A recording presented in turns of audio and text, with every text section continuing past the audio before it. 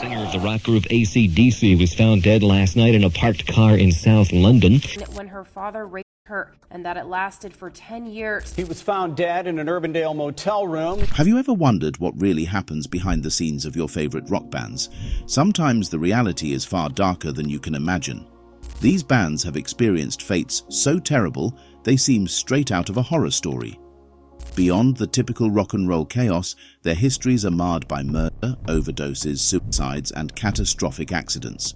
Prepare yourself for chilling tales of knife fights, personal demons, and vehicular mayhem involving some of the most iconic rockers of all time.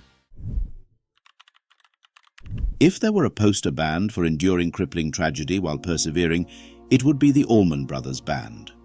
One of the band's namesakes, Duane Allman, tragically died in a motorcycle accident in his hometown of Macon, Georgia. Just over a year later, bassist Berry Oakley also died in a motorcycle accident, occurring only 3 blocks from where Duane's had taken place. Meanwhile, singer Greg Allman, Duane's brother, faced his own battles with substance addiction, hepatitis C, cancer, and a tumultuous relationship with Cher. In early 2017, drummer and founding member Butch Trucks tragically took his own life by shooting himself in front of his wife. Hard rock legends AC/DC are one of the few bands to have grown even more popular over the years, despite the tragedies that have plagued them since the 80s. In early 1980, lead singer Bon Scott died from choking on his own vomit. This might have sunk a lesser band, but AC/DC persevered and soared to new heights. In the 2010s, after decades of massive success, things took a strange turn. In 2014, guitarist Malcolm Young left the band due to the effects of dementia and moved into a nursing home, having completely lost his short-term memory. Singer Brian Johnson then left because he was losing his hearing. Adding to the turmoil was the saga of drummer Phil Rudd. In 2014, Rudd was arrested for attempting to procure murder. He was accused of trying to hire a hitman and for methamphetamine and marijuana possession. His behavior during the sessions for the band's 2014 album Rock or Bust was erratic, but no one expected such a dark turn of events. Through it all, Angus Young remains the only member of the band's seminal lineup still in the band and somewhat still going strong. The Beach Boys are one of the greatest and most important American rock bands of all time, but their history is far from the clean-cut, all-American image often portrayed. This group, composed of relatives, 3 Wilson brothers and cousin Mike Love, and 1 friend, Al Jardine, was led by Murray Wilson, father to the brothers, who has long been accused of psychologically and physically abusing the band.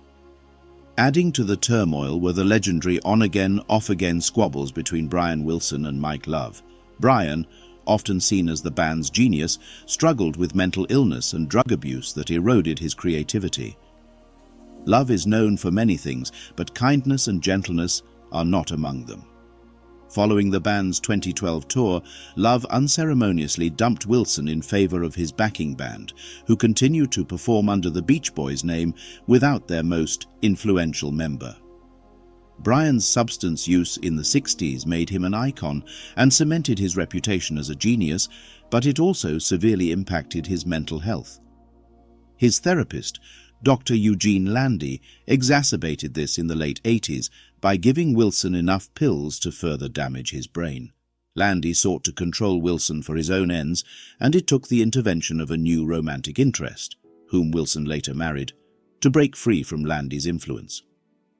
Meanwhile, Dennis Wilson had a disturbing connection to the Manson family, as in Charles Manson, and even jammed with Manson. Allegedly, Dennis nearly produced and wrote music with the cult leader. Tragically, Dennis drowned in 1983 while diving off his yacht while intoxicated. Finally, Carl Wilson succumbed to cancer in 1998. The band is one of the most celebrated folk groups of all time, renowned for their collaboration with Bob Dylan, their own influential music, and the Martin Scorsese concert film The Last Waltz.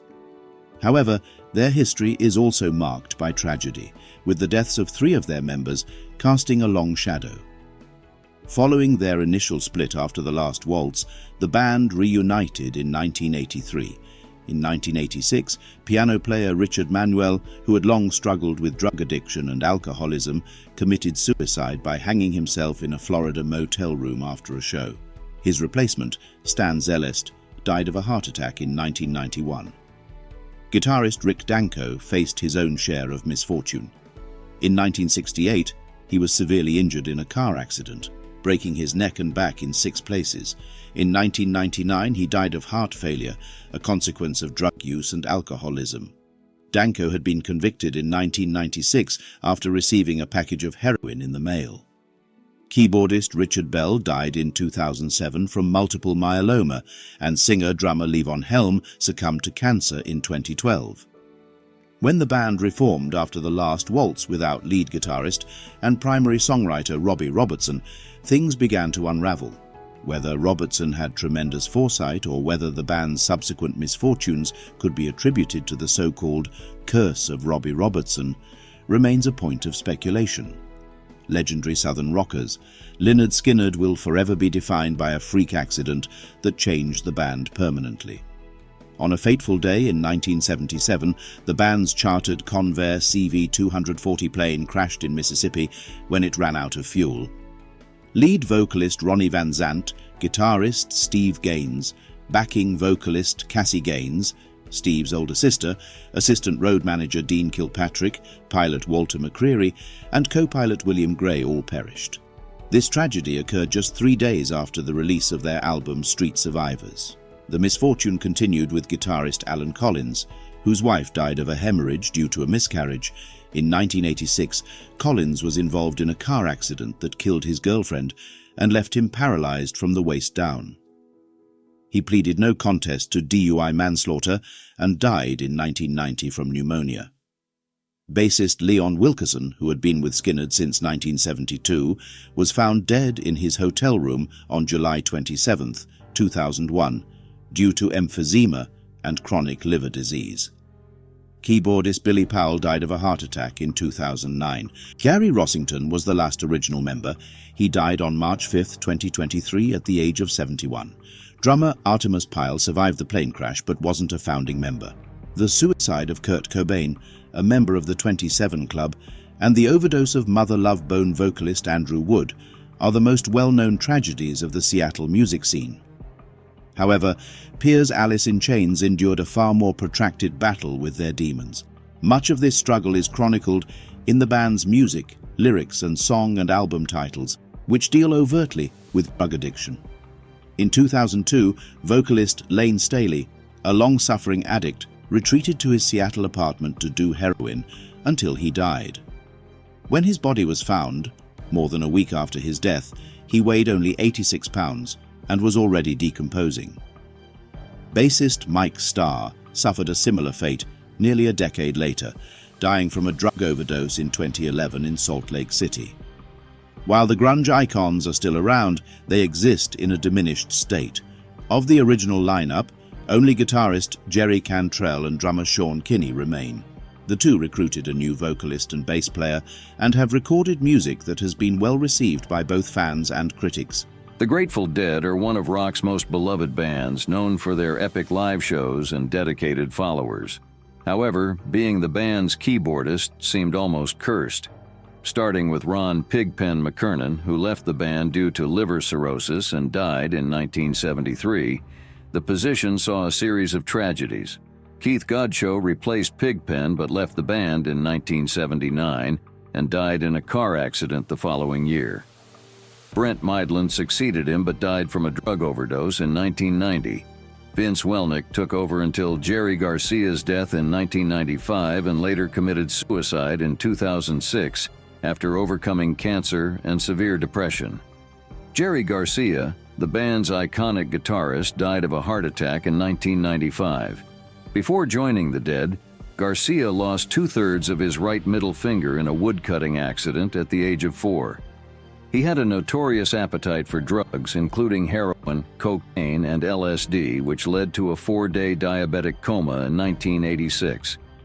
They say looks can be deceiving, but with Slipknot, what you see is what you get. The 9 masked musicians deliver a terrifying blend of death metal, nu metal, and satanic noise. Singer Corey Taylor started using cocaine and speed at 13, overdosed on coke at 15, and was left in a dumpster instead of taken to a hospital because, well, Iowa. Years later, guitarist Mick Thompson got into a drunken knife fight with his brother on someone else's lawn. In 2010, bassist Paul Gray met a grisly end in a Johnston, Iowa hotel room. He was found dead with a hypodermic needle next to his bed and pills scattered across the floor. An autopsy revealed he died from a combination of morphine and fentanyl, compounded by heart disease. The Mamas and the Papas may seem like a cheerful group of 60s hippies, but they went through some dark times. Singer Cass Elliot struggled with weight issues until her death in 1974 from heart failure due to obesity. A long-standing sick joke claims she choked on a ham sandwich, but that's not true. Vocalist, guitarist, and songwriter John Phillips had a troubled history. He was addicted to heroin throughout most of the 70s and was arrested and convicted of conspiring to distribute narcotics in 1980, serving a month in jail in 1981. Additionally, his daughter Mackenzie accused him of incest, alleging a 10-year sexual relationship that ended only when she became pregnant and didn't know if he was the father.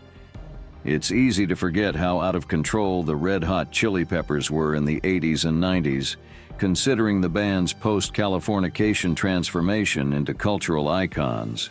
Their history is filled with rampant drug use and wild sexual exploits, much of which is detailed in Anthony Kiedis' outrageous autobiography, Scar Tissue. Guitarist Hillel Slovak died of a heroin overdose, which triggered a nervous breakdown in then-drummer Jack Irons. Replacement guitarist John Frusciante developed a severe heroin addiction after leaving the band in the early 90s. Lead vocalist Anthony Kiedis battled heroin addiction for decades.